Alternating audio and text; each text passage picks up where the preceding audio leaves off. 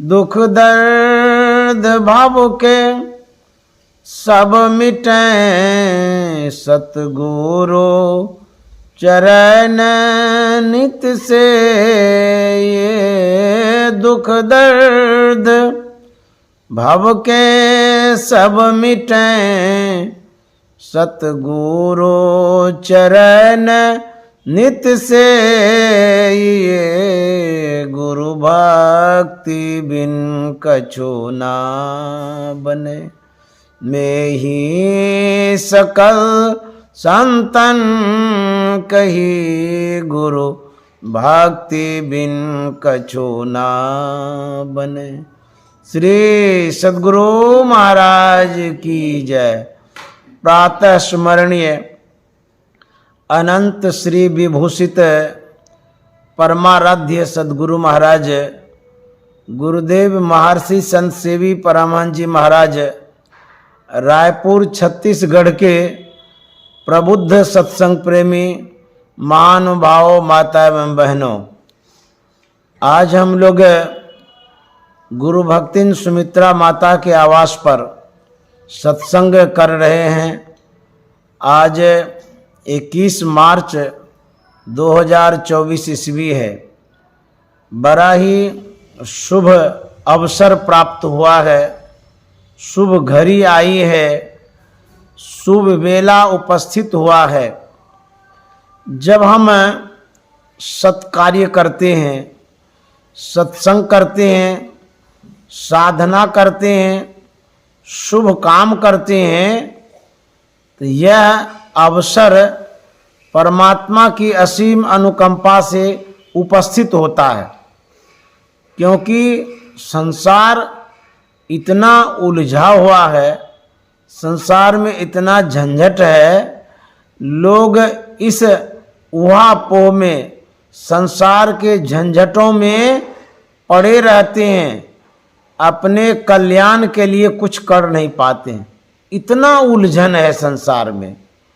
कबीर साहब ने कहा है, यह संसार झार और झांखर, उलझी पुलझी मर जाना है, रहना नहीं देश बिराना।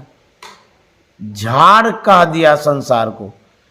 जहाँ जंगल विशेष होता है, जो झाड़ियाँ होती हैं, जिसमें चिड़ियाँ भी कभी कभी बज जाती है, यदि उस होकर के कोई व्यक्ति जाए, उस झाड़ में उसको रास्ता दिखाई नहीं देता है, वो भी अटक जाता है, भटक जाता है। तो यह संसार कैसा है? झाड़ियाँ जैसा। इस संसार में रास्ता ही नहीं दिखता है, सूझता ही नहीं कि किधर जाएं, क्या करें, कब करें। सुबह से लेकर के शाम तक कोई भी काम करते हैं तो उसमें निर्णय नहीं कर पाते हैं कि यह काम सही है कि नहीं है, इसी से हमारी जीविका चलेगी, इसी से हमारा जीवन सुदृढ़ होगा। निर्णय कर नहीं पाते हैं, लेकिन अपने बुद्धि विवेक के अनुसार उसी कार्य में संलग्न रहते हैं, रोज लगे ही रहते हैं। पहले तो पेट भरने का काम करते हैं, दूसरा परिश्रम करते हैं, पैसा कमाने का प्रयास करते हैं, और तीसरा जब पेट भर जाता है, पैसा भी आ जाता है, तो फिर सुख से सोना चाहते हैं, आराम से रहना चाहते हैं। तो संत महात्मा कहते हैं, तो यह जो आपका जीवन है, यह उलझा हुआ जीवन है, सुलझा हुआ जीवन नहीं है। क्योंकि आप सुबह से शाम तक सिर्फ शरीर के लिए सोचते हैं। जैसे सवेरे सवेरे स्नान करते हैं, शरीर को शुद्ध करते हैं, उसके बाद अच्छे वस्त्रों को धारण करते हैं, शरीर को ढकते हैं, उसके बाद इसी शरीर में विविध तरह का आभूषण भी धारण करते हैं, तो शरीर की शोभा बढ़ाते हैं। तो सुबह से शाम तक, जीवन से मरण तक शरीर सुख में ही लगे रहते हैं, शरीर साधन में ही लगे रहते हैं। संत महात्मा कहते हैं, यह शरीर तो यहीं रह जाएगा, समाप्त हो जाएगा।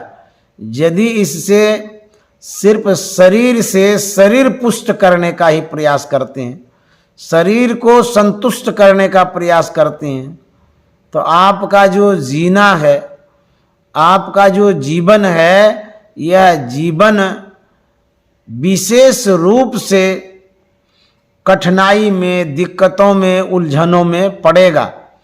क्योंकि शरीर सुख एक जैसा नहीं रहता, परिवर्तनशील होता है, बदलते रहता है। इस शरीर से क्या करना चाहिए? साधन करना चाहिए, साधना करनी चाहिए। इस शरीर से यदि साधना करते हैं तो इससे विशेष काम होता है और इसकी शोभा भी बढ़ती है। जब हम संतों को देखते हैं, उनके जीवन चरित्र को यदि हम पढ़ते हैं, तो पता चलता है कि संतों ने इस शरीर को साधना में ही सतत लगाया। जब से उनको समझ में आया, जब से वो सीखे इस बात को कि शरीर को साधना में लगाना चाहिए, तो वो लगाते रह गए। हाथरस की किला है, हाथरस उत्तर प्रदेश में पड़ता है, यूपी में। उस किला में परम संत तुलसी साहब रहते थे। रहते क्यों थे? इसलिए वहां रहते थे कि वहां वो साधना करते थे। जंगल में कुटिया बना करके, झोपड़ी बना करके वहां पर रहते थे और साधना करते थे। आंधी में, तूफान में, बरसात में, सब में वो वहीं जंगल में रहते थे। और उस समय साधु महात्मा के लिए व्यवस्था नहीं होती थी। जीविका कैसे चलाते थे? भिक्षान्न से जीविका चलाते थे। किसी के यहाँ जाते थे, मांग लेते थे, उसके बाद भोजन पानी करके फिर साधना करते थे। अब देखिए, भीख मांग करके, भिक्षा मांग करके अपने शरीर को स्वस्थ रखते हुए साधना में लगाए। हमारे पास तो सब व्यवस्था है, खाने की कमी नहीं है, रहने की कमी नहीं है, पैसे की कमी नहीं है। परमात्मा की असीम अनुकंपा है, सुख संपन्न हम हैं, कोई कमी नहीं है। तो जब भीख मांग करके कोई महात्मा भजन कर सकता है, तो हम संपन्न व्यक्ति जो हैं, सामर्थ्यवान व्यक्ति हैं, हमको कितना भजन करना चाहिए? हमको तो और भजन करना चाहिए। परमात्मा ने हमें सब कुछ दिया है, तो किस लिए दिया है? भोजन करके शयन करने के लिए नहीं, नहीं, भोजन करके भजन करने के लिए दिया है। तो तुलसी साहब भिक्षावृत्ति से जीवन यापन करते थे और जो भी रूखी सूखी रोटी मिलती थी वह खा करके भजन करते थे, ध्यान करते थे। इतने बड़े संत हो गए। उस अभाव ग्रसित क्षेत्रों में रह करके, अभाव ग्रसित जीवन में रह करके, अभाव ग्रसित उस वातावरण में रह करके तुलसी साहब ने उस जंगल में ऐसी साधना की, सर्वेश्वर परमात्मा को प्राप्त कर लिए। अब बुझिए तो, उतने दिक्कतों में रह करके उन्होंने साधना की। उनके विषय में सुनते हैं कि जब रोटी मांग करके लाते थे, सूखी रोटी रहती थी, और एक दिन मांगते थे, कई एक दिन खाते थे। तो कभी जाते थे, मट्ठा मांग करके लाते थे, तो उस सूखी हुई रोटी में लगाते थे और बस भोजन करते थे। हम लोग चिकनी चुपड़ी चाहते हैं, हम लोग चड़फड़ा चाहते हैं, चटक मटक वाला भोजन करना चाहते हैं। तो संत महात्मा कहते हैं कि खुश खाना है खिचड़ी। यदि आप खुश होकर के खाना चाहते हैं तो खिचड़ी खा लीजिए। क्यों? सुपाच्य होता है, बीमार आदमी भी खाता है। माँ ही परा टुकलौन, क्या डालना है उसमें? नमक दे दीजिए, हल्दी दे दीजिए, बस हो गया। मांस पराया खाए कर गला कटावे कौन? कहते हैं यदि आप जीभ के स्वाद के लिए जो मांस है उसको भक्षण करते हैं, खाते हैं, तो कहते हैं एक दिन ऐसा होगा आप भी उसी योनि में जाएंगे, बकरी बनेंगे, बकरा बनेंगे, उसके बाद मुर्गा मुर्गी बनेंगे, आपको भी काटेगा। इसीलिए कहते हैं खुश खाना है खिचड़ी। तो तुलसी साहब रूखा सूखा खाकर ठंडा पानी पीव, देख बिरानी चुपड़ी मतलब ललचाओ जीव। चुपड़ी का मतलब है घी, जो पूड़ी छानते हैं उसको चुपड़ी कहते हैं। घी लगा करके खाते हैं, तेल में छान करके खाते हैं। तो कहते हैं देख बिरानी। बिरानी का मतलब होता है वैराग्यवान व्यक्ति, साधनशील व्यक्ति, ध्यानी व्यक्ति को कहता है। ऐ बिरानी, ऐ ध्यानी, देखो जीव के लालच में मत पड़ो, तब स्वास्थ्य के दृष्टि से खाओ, स्वाद के दृष्टि से मत खाओ। तो तुलसी साहब जो खाते थे, सूखी रोटी तो खाते थे और उसके बाद साधना करते थे। वो कहाँ जाते थे सब्जी ढूंढने के लिए, अच्छी अच्छी सब्जी बनी हो, अच्छी दाल बनी हो, ढूंढते तो नहीं थे, जो मिल गया पेट भर लेते थे, फिर साधना करते थे। ऐसे थे तुलसी साहब। उनका जीवन बड़ा कठिन था। आजकल हम लोग गुरु महाराज की कृपा से नए नए वस्त्रों को दान में पाते हैं, मिलता है ना। उनकी कृपा से हम लोगों को नया नया कपड़ा मिल जाता है। लेकिन जिस समय तुलसी साहब थे, उस समय का जमाना कैसा था? उस समय भीख में, भिक्षा में कोई देते थे, कोई नहीं भी देते थे, मिलता था, नहीं भी मिलता था। और तुलसी साहब शरीर को ढकने के लिए दर्जी के पास जाते थे, जो कतरन फेंक देता था, जो कपड़ा का टुकड़ा होता था, वो चुन चुन करके लाते थे और बबूल के कांटे में उसको गूंथते थे, तो खिंथा बना लेते थे, पूरा लंबा कुर्ता टाइप का। कुर्ता क्या हो, जैसे ढकते हैं शरीर को, वैसे बना लेते थे, उसी को पहनते थे। अब देखिए, कपड़े का भी दिक्कत, खाने का भी दिक्कत, रहने का भी दिक्कत। जंगल में रहते थे, किला में रहते थे, पानी बरसात में भी दिक्कत। उन दिक्कतों में वो भजन करते थे, ध्यान करते थे। अब कितने महान हो गए। उनकी वाणी अद्भुत वाणी है, अनमोल वाणी है। उन्होंने जो साधना के विषय में कहा है, बड़ी विचित्र बात। साधना की जो बातें हैं वो अनमोल बातें हैं।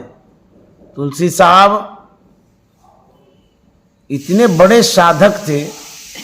उनकी वाणी है, अरे तकी तकते रहो, मुर्शद ने ये पंजा दिया, बेहोश हो मत छोरियो, गर चाहे तू जलवा पिया, अरे तकी तकते रहो।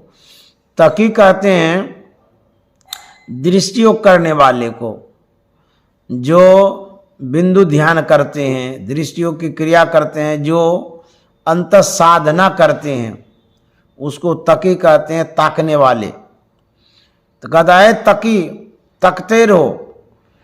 तुलसी साहब के एक शिष्य थे मुसलमान साहब, उसका नाम तकी था। उसी को समझाते हैं कि तकते रहो, देखते रहो।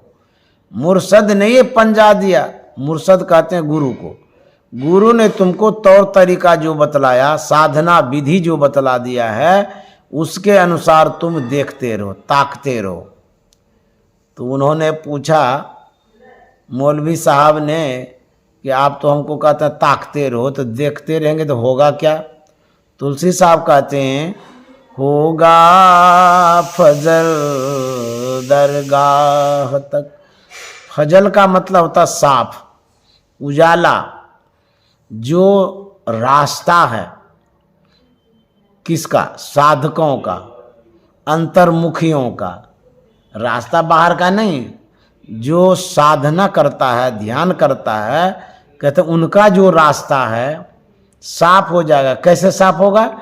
जब गुरु युक्ति से ताकेंगे, गुरु जो बतलाते हैं उस तरह से यदि देखेंगे। कहाँ? भीतर में देखेंगे, लक्ष्य में देखेंगे, आज्ञा चक्र में देखेंगे, जहां देखने के लिए बतला दिया गया है। कहते होगा फसल दरगाह तक, आपके अंदर में उजाला हो जाएगा।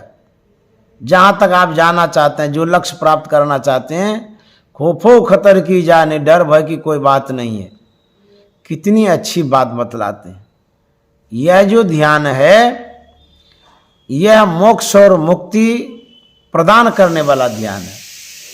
लोग बहुत तरह का ध्यान करते हैं, लेकिन जो संत महात्मा बतलाते हैं उस तरह से यदि ध्यान करेंगे, आपको सही में मोक्ष मिलेगा, लक्ष्य की प्राप्ति होगी। होगा फजल दरगाह तक, खौफो खतर की जा नहीं, कहते सीधे चला जाना वहां, मुर्शद ने ये फतवा दिया, सीधे चला जाना वहां। ऐसा क्यों कह दिए सीधे? इसलिए कह दिए कि संसार का जो रास्ता है बड़ा टेढ़ा है, बहुत तरह का रास्ता है। जैसे आप यहाँ से दिल्ली जाएंगे तो रायपुर से भी दिल्ली जा सकते हैं, भागलपुर से भी दिल्ली जा सकते हैं, चारों ओर से दिल्ली जा सकते हैं।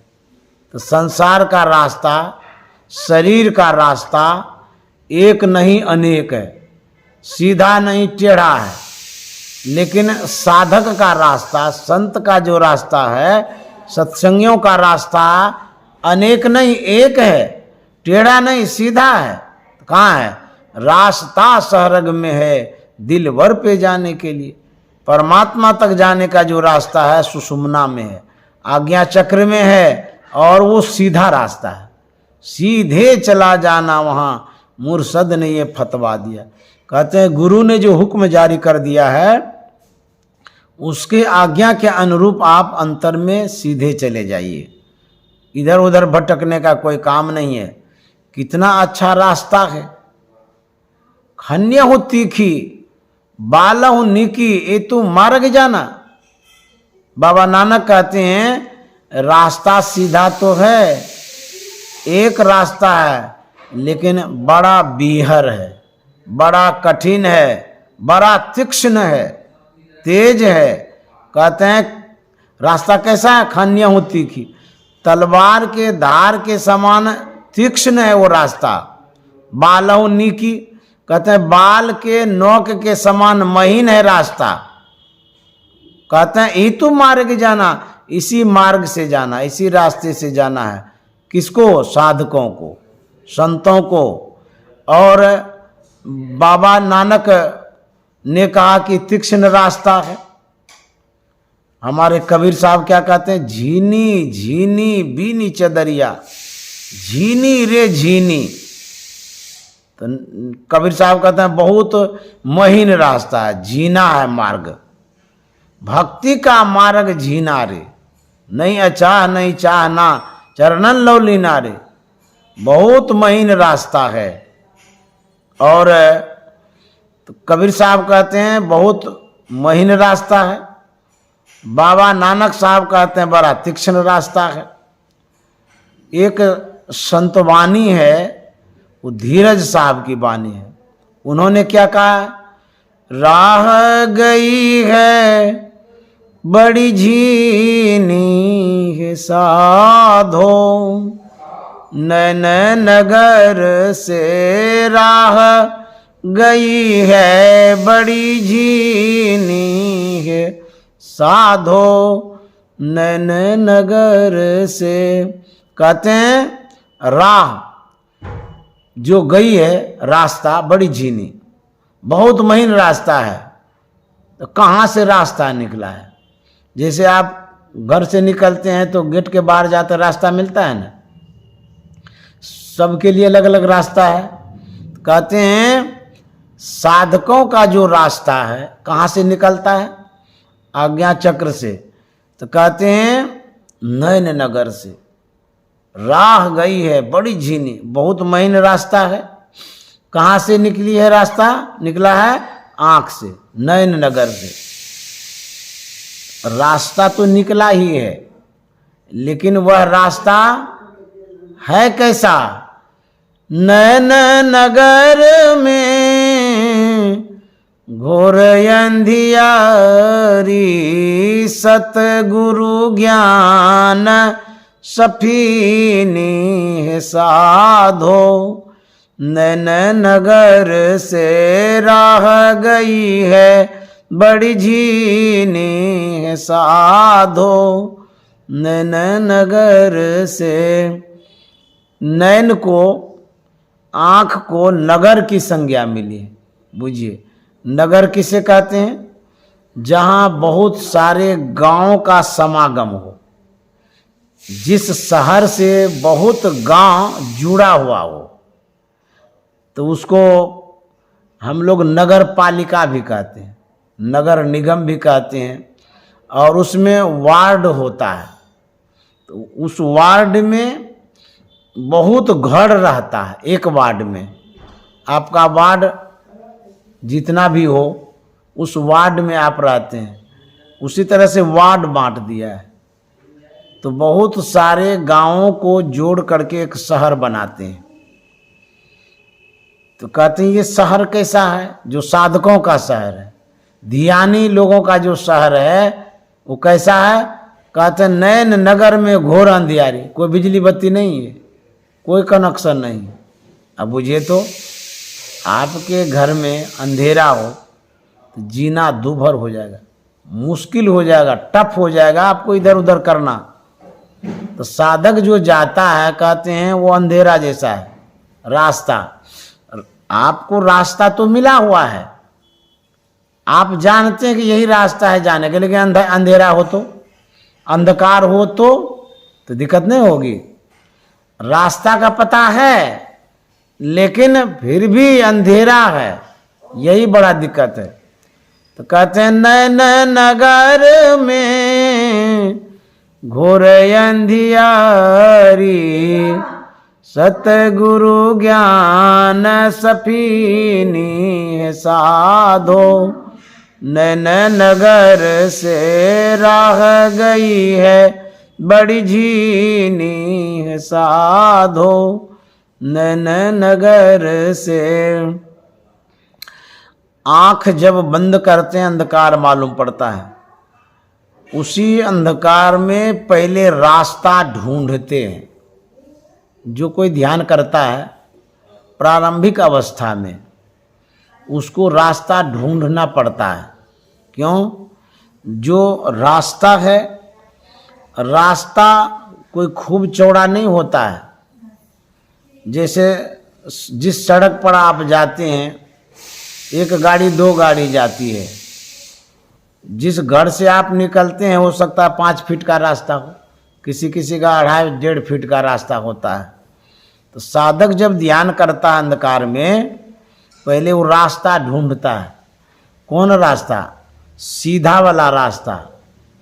तो वह ढूंढता है कैसे? हाथ से नहीं।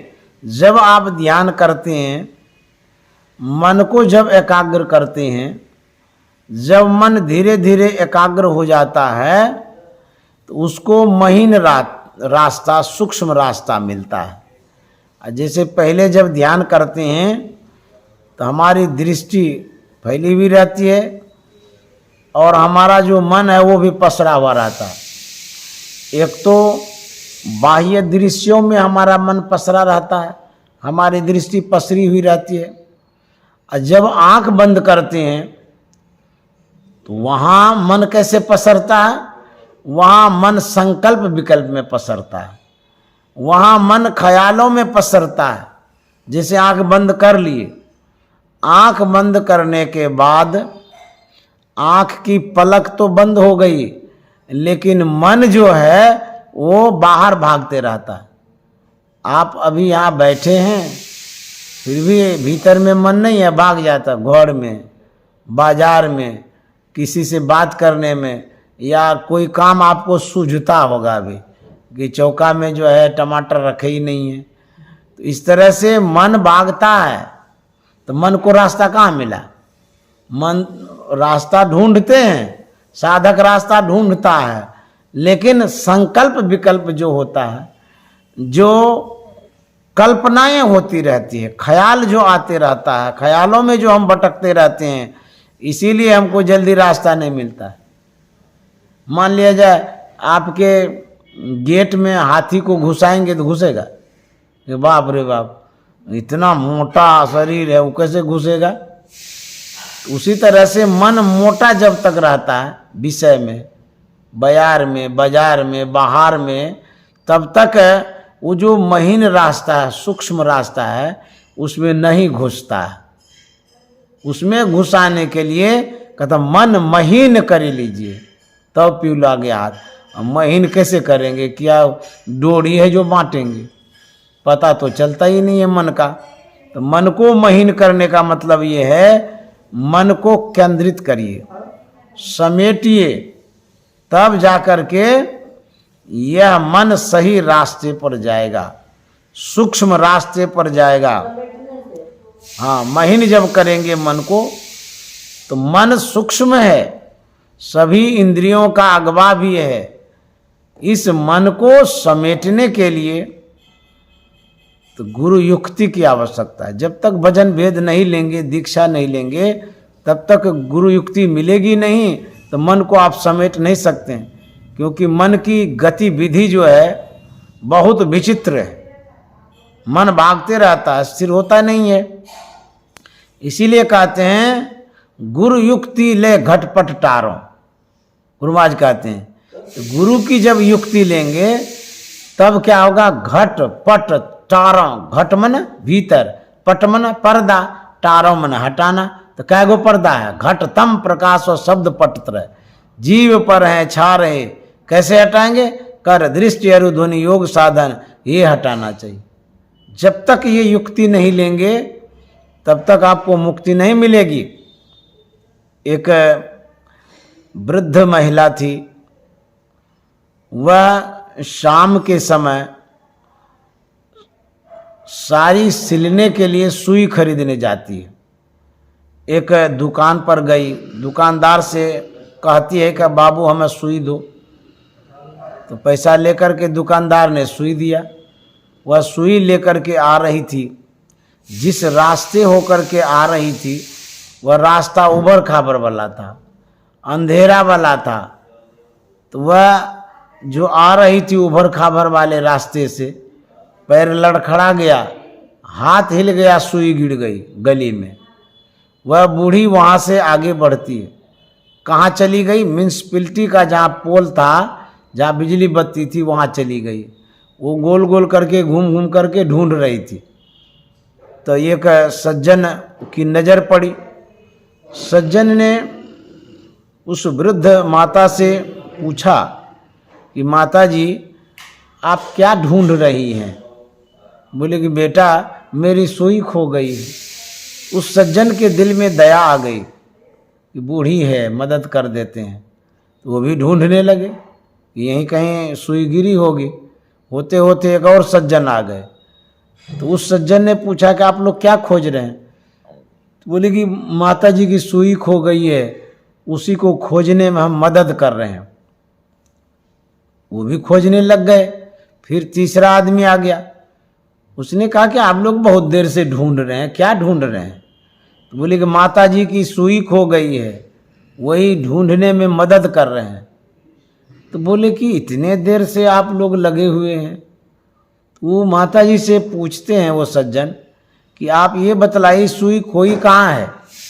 आपकी नज़रें कमज़ोर हैं, हम लोगों की नज़रें तेज है, आप बता दीजिए कहाँ पर सुई गिरी है, सब कोई नज़र गड़ा करके ढूंढेंगे तो सुई मिल जाएगी। उस बूढ़ी ने कहा कि बाबू सुई फलाने गली में गिरी है। बोले अरे तो यहाँ क्यों ढूंढते हैं? बोले गली में अंधकार है और यहाँ प्रकाश है, इसीलिए यहाँ ढूंढते हैं। तो कबीर साहब ने बड़ा अच्छा कहा, वस्तु कहीं और ढूंढे कहीं, कई विधि आवे हाथ, कह कबीर तब पाइए जब भेदी लीजिए साथ। तो कहते हैं जब तक भेदिया नहीं मिलेंगे, जो रहस्य जानने वाले हैं, तब तक आपको वस्तु की प्राप्ति नहीं होगी, लक्ष्य की प्राप्ति नहीं होगी, मुकाम को आप प्राप्त नहीं कर सकते हैं। इसलिए सच्चे सद्गुरु की आवश्यकता है। तुलसी साहब ने कहा है, यह राह मंजिल इश्क है, पर पहुँचना मुश्किल नहीं, मुश्किल कुशा है रूबरू। जिसने तुझे पंजा दिया, मुश्किल कुशा है रूबरू। इसका मतलब क्या हुआ? तुलसी साहब कहते हैं कि यह राह मंजिल इश्क है। परमात्मा का जो पथ है, परमात्मा मार्ग में जो प्रवेश करना चाहते हैं, ये प्रेम का मार्ग है। यह राह मंजिल इश्क है। पर पहुंचना मुश्किल, पर क्यों लगा दी? पर, किंतु, परंतु जब भी लगता है कुछ न कुछ उसमें गड़बड़ी होती है। तुलसी साहब कहते हैं पर पहुंचना मुश्किल है। परमात्मा का जो रास्ता है प्रेम का है। जब तक आपके अंदर में प्रेम नहीं होगा तब तक आप परमात्मा के पथ पर पैर नहीं रख पाएंगे। प्रेम का मार्ग है। और जब तक प्रेम नहीं होगा तो पहुंच नहीं पाएंगे। पर क्यों लगा दिए? प्रेम भी चाहिए और सच्चा सद्गुरु भी चाहिए। मान लीजिए आपके अंदर में बहुत प्रेम है, लेकिन सद्गुरु जीवन में नहीं है, सदयुक्ति नहीं है, तो क्या आप परमात्मा को प्राप्त कर सकेंगे? एक जड़ प्रेम होता है, बाहरी प्रेम होता है, स्थूल प्रेम होता है, दिखावे का भी प्रेम होता है। बहुत दिखाते रहते हैं, उस भावनाओं में कन्वर्ट होते हैं, बदलते रहते हैं।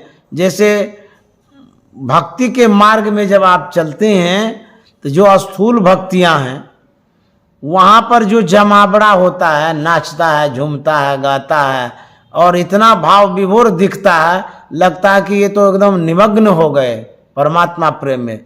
लेकिन दूसरे ही क्षण उसको उस प्रेम से वैराग्य हो जाता है, कोई प्रेम ही नहीं दिखता।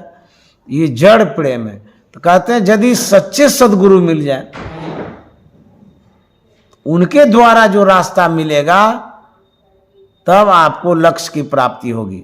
तो कहते हैं पर पहुंचना मुश्किल नहीं, प्रेम की आवश्यकता है। एक सेठ जी थे, उनके मन में हुआ कि हम कबीर साहब से दीक्षा ले लें। सेठ जी मोहरों की थैली लेता है, उसके बाद कबीर साहब के पास पहुंचता है। कबीर साहब से उन्होंने कहा कि महाराज मुझे नाम दान दे दीजिए, उसको दीक्षा भी बोलते हैं। और ये मोहरों की थैली पकड़ी। संत महात्मा भाव को माप लेते हैं, जान जाते हैं कि इनका भाव कैसा है, अब भावना कैसी है, किस विचार के ये व्यक्ति हैं। उनके पास ऐसी तराजू होती है मापने की। तो कबीर साहब ने देखा ये दीक्षा तो लेने आया है, लेकिन ये मोहरों की थैली दे रहा है, इसको धन का मद है, अहंकार है, ये पैसा दे करके खरीदना चाहता है दीक्षा को। तो कबीर साहब कहते हैं कि आजकल हम दीक्षा उक्षा नहीं देते हैं। बोले तब? बोले हमारी जो शिष्या है लोई, वही दीक्षा देती है, उसके पास आप चले जाइए। वो थैली ले करके और सेठ जी पहुंच गए लोई के पास। लोई से कहते हैं कि हमको नाम दान दे दीजिए और ये मोहरों की थैली लीजिए। तो वो लोई थैली तो ले ली, चली गई भीतर कुटिया में। जैसी संगति होती है, जैसा संग होता है, वैसा गुण व्यक्ति में आता है। जिस गुरु के सानिध्य में आप रहते हैं, उस गुरु का ज्ञान आपके अंदर में होता है। यदि अधकचरा गुरु रहेगा तो अधकचरा ज्ञान देगा। यदि आप माला जपते हैं, यह जप भी तो एक पुण्य का काम है, अच्छा काम है, जपना चाहिए, इससे भी तो लाभ होता है, सिद्धि भी मिलती है।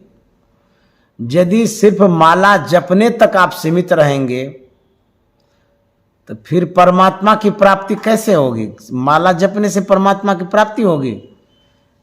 जो कुछ भी आप जप करते हैं माला पर, उससे सिद्धि मिलती है। और जो लौकिक लाभ है वो आपको मिलेगा। यदि जप करते हैं तो क्या मिलेगा? हो सकता है धन मिल जाए, लक्ष्मी की प्राप्ति हो जाए, पुत्र रत्न की प्राप्ति हो जाए, उसके बाद जो भी स्वास्थ्य है आपका वो बेहतर हो जाए, ठीक हो जाए, इससे भी और विशेष स्वर्ग मिल जाए। लेकिन इतना तक ही यदि सीमित रहते हैं तो संत महात्मा कहते हैं कि स्वर्गौ स्वल्प अंत दुखदाई, पुण्य क्षीण सोई देव स्वर्ग से नरक में आवे। अब बुझिए। और स्वामी देव तीर्थ क्या कहते हैं कि जब आप पूजा करते हैं, पाठ करते हैं, तो आप कुछ कामना रखते हैं। देव तीर्थ क्या कहते हैं? जप तप करके स्वर्ग कमाया, सो तो काम मजदूरों का। ये तो मजदूरी हो गई। कामना जो आप रखे, उस कामना के अनुरूप आपको वो चीज मिल गया। तो देव स्वामी क्या कहते हैं? जप तप करके स्वर्ग कमाया, सो तो काम मजूरों का, करना सही न लेना कुछ भी, बाना जाकर झूरों का, अनगढ़ मत है पूरों का। देव स्वामी क्या कहते हैं? आपकी जो कामनाएं हैं, लौकिक कामना, जो सांसारिक इच्छाएं होती हैं, यदि आप उसको लेकर के जप करते हैं, तप करते हैं, पूजा करते हैं, तो कहते हैं ये तो मजदूरी वाला काम है। दिन भर किसी मालिक के सानिध्य में काम किए और उसके बाद शाम के समय मजदूरी मिल गई, मालिक अपने घर और जो मजदूर है वो अपने घर। तब कहते हैं कामना नहीं होनी चाहिए, इच्छाएं नहीं होनी चाहिए। तो जो आप दीक्षा लेते हैं उसमें यदि आप माला जपने तक सीमित रहते हैं, अर्थात जप तक ही यदि सीमित रहते हैं, उसमें भी आपका जो गुरु है सही मंत्र बतलाया है कि नहीं बतलाया, इस पर भी डिपेंड करता है, इस पर भी निर्भर करता है। संत मत की जो साधना है, पहले जप है, उसके बाद ध्यान है, उसके बाद बिंदु ध्यान है, उसके बाद नादानुसंधान है। बहुत संप्रदाय के लोग फोन भी करते हैं मेरे चैनल पर देख करके, सुन करके, कि जो नादानुसंधान है इसको समझना चाहते हैं दूसरे संप्रदाय के लोग।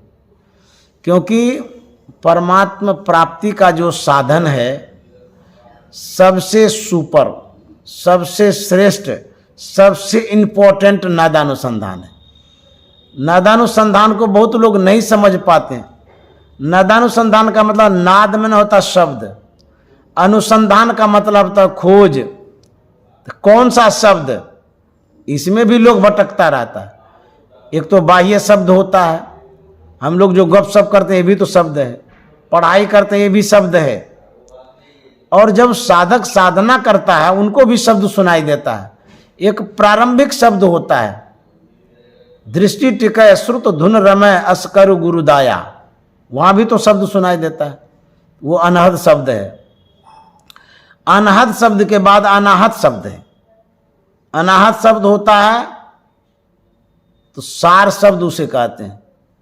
तो जो सार शब्द है हमारे बॉडी में ही है, शरीर में ही है, उन शब्दों की खोज करेंगे। अच्छा, क्यों हम सार शब्द खोजेंगे? कहते सार शब्द ही ना मिलावे और नहीं कोई। परमात्मा को यदि आप प्राप्त करना चाहते हैं तो सार शब्द की खोज करिए जो आपके अंदर में है।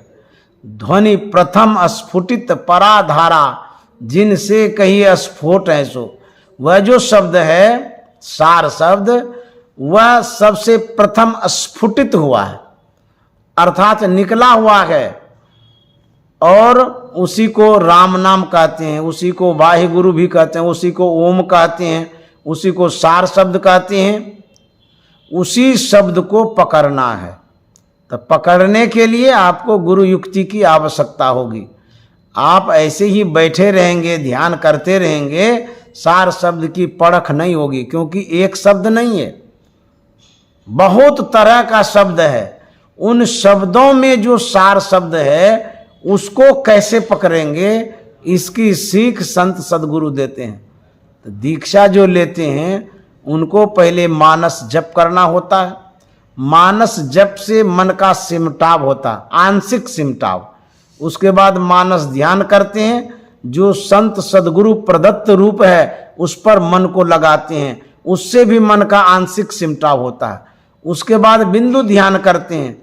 बिंदु ध्यान सूक्ष्माति सूक्ष्म ध्यान है, एक तत्व का ध्यान है। तो यदि आप बिंदु ध्यान करते हैं वहां भी मन का सिमटाव होता है।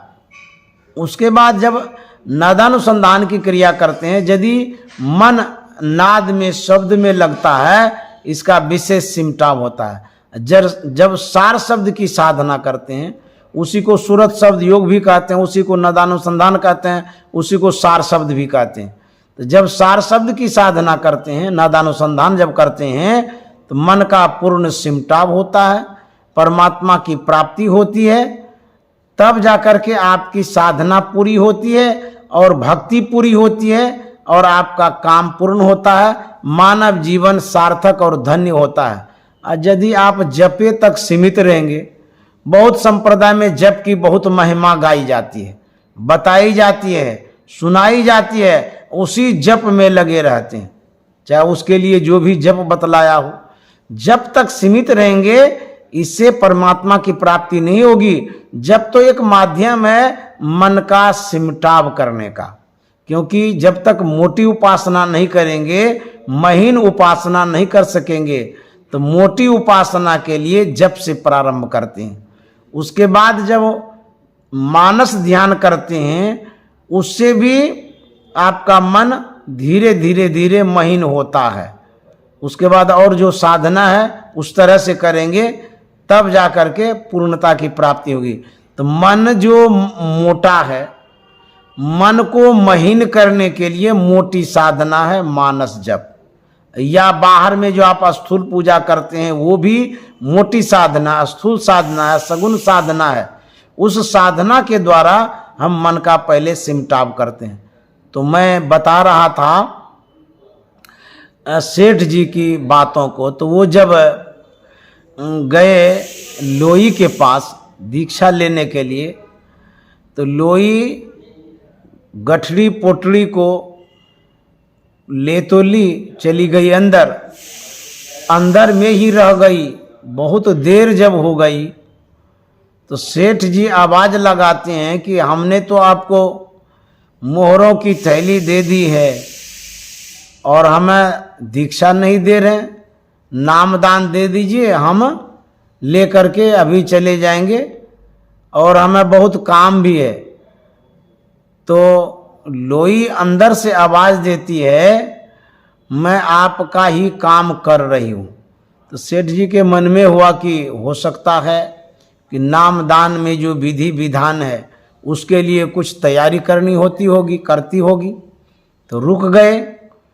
थोड़ी देर के बाद फिर सेठ जी आवाज देते हैं कि हमें नामदान जल्दी दीजिए, हमको जाना है, बहुत देर हो गई है। तो फिर आवाज देती है लोई कि मैं आपका ही काम कर रही हूं। तो सेठ जी को बड़ा विचित्र लगा कि इतनी देर हो गई, ये कौन सा नामदान है, उस नामदान में कौन सा काम है जो अभी तक कर रही है। तो सेठ जी पूछते हैं कि आप क्या कर रही हैं, इतना देर हो गया और अभी तक तैयारी कर रहे हैं, नामदान लेने में या देने में क्या करना होता है। तो वो अंदर से लोई आवाज देती है, मैं छुरी पिजा रही हूँ। बोले बाप रे बाप, छुरी क्यों पिजाते हैं? बोले कि गला को रेतेंगे, काटेंगे। भागा सेठ जी वहां से कि बाप रे बाप, ये तो कसाई खाना है, ये छुरी पिजा रहे, हमारे गर्दन को काटेंगे। तो नामदान लेकर के हम क्या करेंगे, इन नामदान से हमको कोई काम नहीं है। भागते हुए वो जा रहा था, रास्ते में कबीर साहब ने देखा कि सेठ जी जो नामदान लेने आए तो भाग रहे हैं। पूछते हैं कि सेठ जी नामदान ले लिए? तो सेठ जी ने कहा हमको नामदान से कोई काम नहीं है, ये तो बेकार है नामदान। तो बोले क्या हो गया? बोले क्या हो गया, वहाँ तो आपकी जो चेली है वो कहती है कि गला काटेंगे तब जाकर के नामदान देंगे, वो तो छुरी पिजा रही है। हम तो सोच रहे थे साधु महात्मा का घर है, ये तो कसाई खाना है। तो कबीर साहब कहते नहीं नहीं, आपने समझा नहीं, इधर आइए। तो कबीर साहब उनको समझाते हैं, यह तो घर है प्रेम का, खाला का घर नाई, शीश उतारे भुई धरे तब बैठे घर माई। कहता है ये कसाई खाना नहीं है, ये प्रेम का घर है। आपके अंदर में जो मद है, जो अहंकार है, कहता उसी को उतारो, उसी को काटो, उसी को दूर करो। आपके मन में है कि हम पैसा दे दिए हैं तो नामदान दे दीजिए। पैसा से नामदान खरीदा जाता है, प्रेम से आप प्राप्त कर सकते हैं, क्योंकि प्रेम से ही आपको मिलेगा, पैसे से सद्गुरु का ज्ञान नहीं मिलेगा। जो सद्गुरु पैसे पर ज्ञान को बेचते हैं वो कारोबारी हैं, व्यापारी हैं, वो मुनाफाखोरी हैं। आपको सही ज्ञान वो नहीं दे सकते हैं। जो पैसा वाला गुरु होता है वो व्यापार वाला गुरु होता है, जो प्रेम वाला गुरु होता है वो सही गुरु, सच्चा गुरु होता है। इसलिए प्रेम की आवश्यकता है। तो जहां प्रेम नहीं है वहां पर व्यापार है, कारोबार है। इसीलिए प्रेम में व्यापार नहीं होता है। हमारे गुरु महाराज ने जो ज्ञान दिया मुफ्त में दिया, फ्री में दिया। जो ज्ञान दिया वो अनमोल ज्ञान दिया, साधारण ज्ञान नहीं है। ऐसा ज्ञान डिबिया बार करके खोजिएगा तो मिलेगा ही नहीं। हमारे गुरु महाराज ने अंतर का ज्ञान दिया, अद्भुत ज्ञान दिया, सार ज्ञान दिया, मूल ज्ञान दिया। जिस ज्ञान को बड़े बड़े जो टीवी वाले संत हैं उसको भी नहीं पता है, वो भी ढूंढते हैं इस ज्ञान को, तो मिल नहीं रहा है। बड़े बड़े विद्वान साधु महात्मा खोज रहे हैं, मिल नहीं रहा है। उनको जो ज्ञान है उसी के अनुसार अपना भी काम करते हैं, और जो उनके अनुयायी भगत लोग हैं उनको भी वही बताते हैं कि ये करो वो करो। लेकिन हमारे गुरु महाराज ने सार ज्ञान, सही ज्ञान, मूल ज्ञान दिया। और बांटा कैसे? यही ढोल पिटाए सुनाए दिया गुरु साहब बाबा देवी ने, संतन मतभेद प्रचार किया गुरु साहब बाबा देवी ने, संतन मतभेद प्रचार की। ढोल पिटाए सुनाए दिया, कहते हैं डंके की चोट में हमारे बाबा देवी साहब ने इस ज्ञान का प्रचारित किया। कोई इसको झूठा नहीं कह सकता है, कोई इस ज्ञान को काट नहीं सकता है, छांट नहीं सकता है।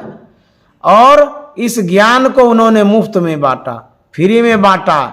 जो कोई संत मत से दीक्षित होते हैं, दीक्षा लेते हैं, इतना ही शर्त है कि वो 6 महीनों तक मांस मछली छोड़ दिए हैं।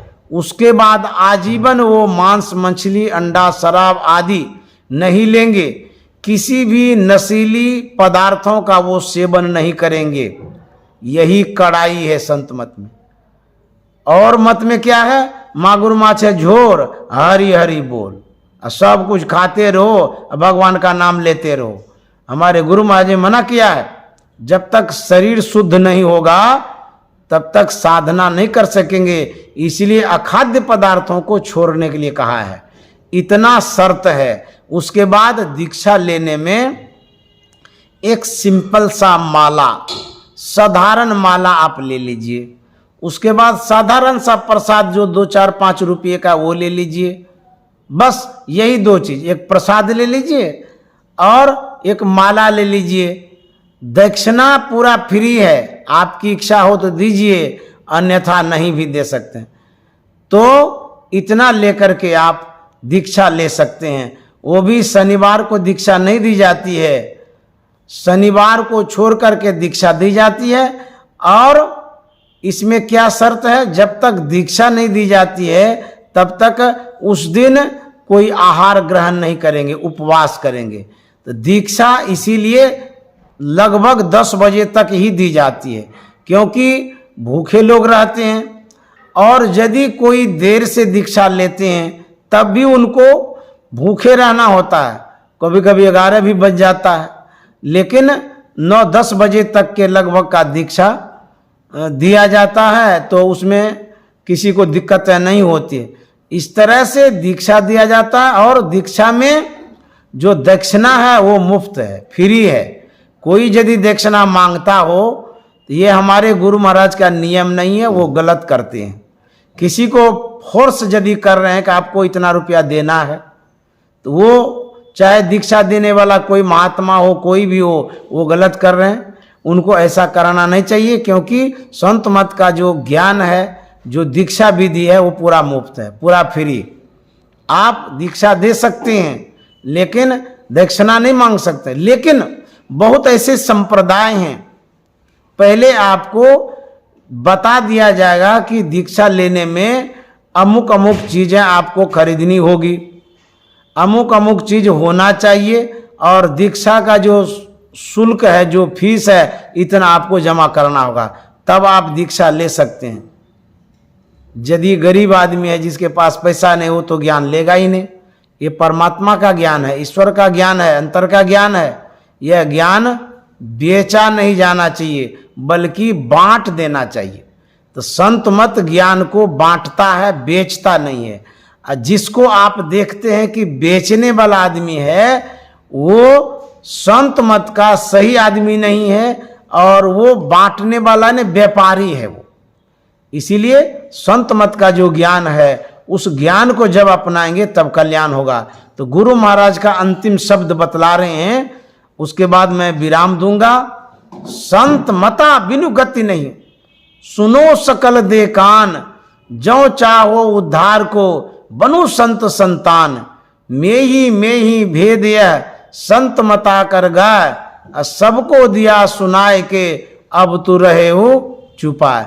गुरु महाराज ने बड़ी कृपा करके आवाहन किया, कहा है संत मत के अनुयायी बनिए, संत मत का ज्ञान स्वीकार करिए। संत के पास सही ज्ञान है। और कहने का मतलब है कबीर साहब, नानक साहब, दादू साहब, पलटू साहब, ईसा मसीह वगैरह वगैरह जितने महापुरुष हो गए हैं, उनका जो विचार है, उन्हीं विचार के अनुरूप जो चलता है वही संत है। और उसी विचार को ग्रहण करेंगे तब कल्याण होगा। अन्यथा आप जैसे तैसे को गुरु बना लेंगे, जैसे तैसे से ज्ञान लेंगे, अनहरा गुरु बहरा चेला, और दोनों नरक में ठेला में ठेला। तो इस तरह से सही गुरु होना चाहिए, सही ज्ञान होना चाहिए, सही साधना विधि होनी चाहिए, तब आपका कल्याण होगा। श्री सद्गुरु महाराज की जय।